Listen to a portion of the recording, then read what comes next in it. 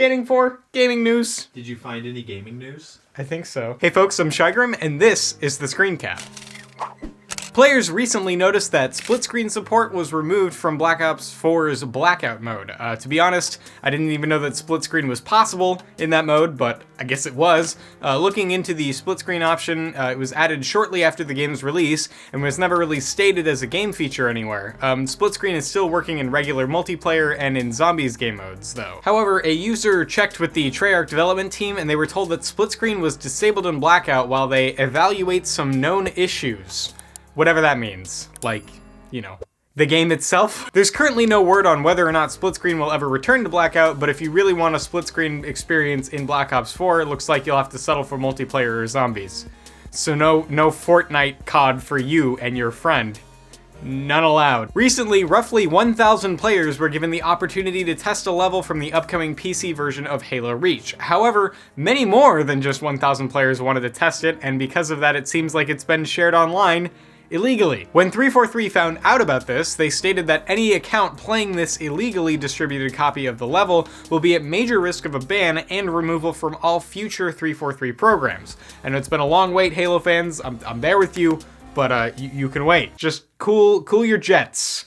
Cool 'em! Bandai Namco recently revealed a new RPG coming to PC called Blue Protocol. They stated that this RPG will have overwhelming graphics along the lines of anime movies. Kind of a tall order, but alright. It'll include multiplayer, and it uses Unreal Engine 4. From what they said, it sounds like a fairly generic JRPG to me, one that we've seen many times, but we'll have to see some gameplay if that opinion's going to change. At least this is from Bandai Namco and not just another Square Enix JRPG reskin. I trust Bandai Namco to make pretty decent games, and how they made the Katamari series and Dark Souls. I don't like Dark Souls, but they made it. Well, they published it. They didn't make it, but like, you know what I mean. Also, add the Prince of All Cosmos to Smash, please. Thanks. We're all well aware of the Forge and Theater game modes in Halo games by now, but sadly looks like those two features will not be coming to Halo Reach for PC at launch. Aww.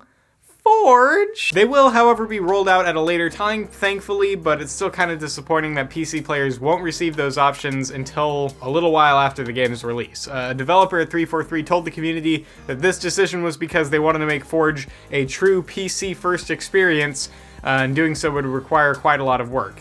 I'm willing to wait. Like, if y'all don't want to, like, put it out right away, like, you know, yeah, put the story mode and the multiplayer out, but then, you know, As long as you deliver Forge, that's all I care about. The same representative stated that Forge was a 3D editing tool that was built completely for consoles, and that in only some cases it was built to have keyboard and mouse support. They haven't looked enough into it to figure out how long or how much work it would require to get Forge running on PC properly, but it seems like they're working hard to make it an enjoyable experience and have it feel like it's not just a port. And I believe that's true of Theater as well. They most likely have to redesign those game modes so that they play well on PC. Halo Reach, Forge, and Theater will remain the same on the Xbox One release, so console players will have those game modes available right at the game's launch. This year's Summer Games Done Quick has been a massive success, and recently announced that it raised over $3 million for Doctors Without Borders, far surpassing last year's total of $2.1 million. If you didn't have time to watch the streams, you could always go back and check them out on their official YouTube channel, where they upload all those. We just wanted to mention it. It's a short article, but yeah, sure. Super Mario Maker 2 recently released, and with it came many new features. They included everything from the previous version, most things, don't crucify me, and added many highly requested and some obscure new additions. Completing the story mode will reward you with some of the cool new features, like, you know, the Super Ball flower from Super Mario Land. You know, the one that, like, it bounces around and like hits off of walls and stuff. No, People have already done like some really cool stuff with it too. There's some awesome levels that utilize that. You just never played Super Mario Land on the original Game Boy, huh?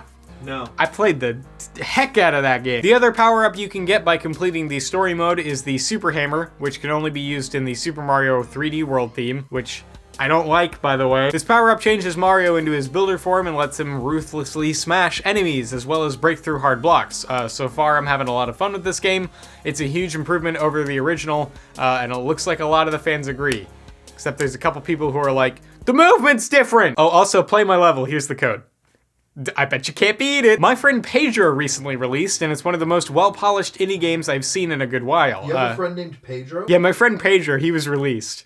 from prison. Vote for Pedro recently released, and did anybody get that reference? No? Okay. It's one of the most polished indie games I've seen in a good while. This game started out as just another Flash game, but now it's made its way to being a full title. This game may be able to be completed in just a few sessions, but the game will demand a lot more out of you. You'll soon find yourself obsessing over beating your own scores and trying out harder difficulty levels. The fact that it can be completed relatively quickly gives it a lot of replayability, and if you keep challenging yourself by trying to beat your scores or playing higher difficulties, you'll find yourself playing this game non-stop. My Friend Pedro is a great game with a very distinctive look and feel to it, and I'm not sure if anything can really replace it. The fact that this indie developer can accomplish this amazes me, but it also kind of depresses me because it shows that, you know, the big EAs and Activisions keep doing the same thing over and over.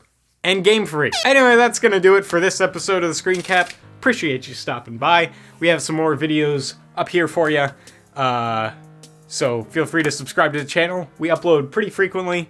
We got, you know, the Screen Cap, and we got some other videos on this channel, so stick around, stay tuned. Wait, that's all. Don't touch that dial.